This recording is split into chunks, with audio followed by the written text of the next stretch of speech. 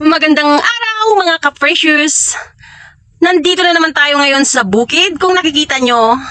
Dahil araw na naman ng ating pag-akyat today. Charing.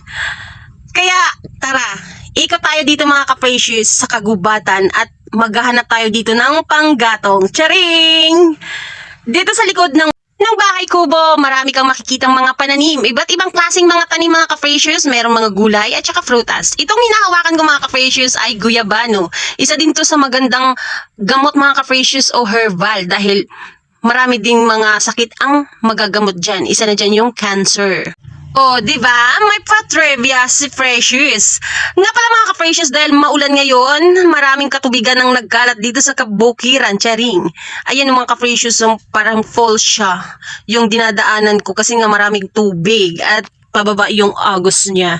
At samahan niyo ako, tara, punta tayo doon sa kamuting kahoy. Marami kasi ditong tinanim yung tatay ng Mr. ko mga ka-Precious. Ayan mga boom, di ba? Ang daming kamuting kahoy mga ka-precious. Hanggang doon yan, dyan, sa may likuran ko.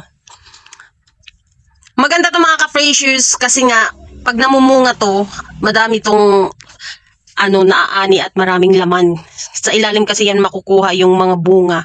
Pero sa mga oras na to, hindi pa natin yan makukuha o maaani.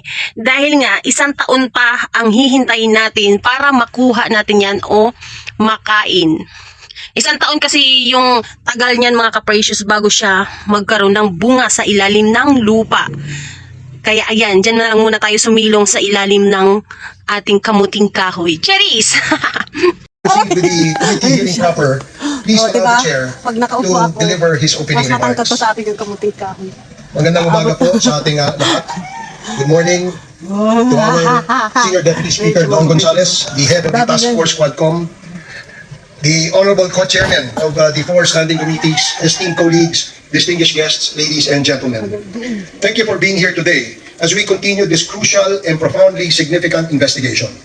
Our focus remains on unraveling the web of extrajudicial killings, the collusion between a well-organized So, ayun nga mga ka-precious. Napakaingay ng background natin dahil nakikinig si Mr. ng balita dyan sa speaker niya or radyo.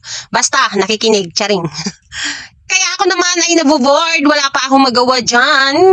Kaya naman, naisipan kong mag-ikot-ikot dito sa likuran ng bahay kubo. At para makita ko naman kung ano yung mga pananim na naitanim na dito. At yun nga mga ka-precious, sa pag-iikot ko dito, nakita ko marami na palang mga naitanim.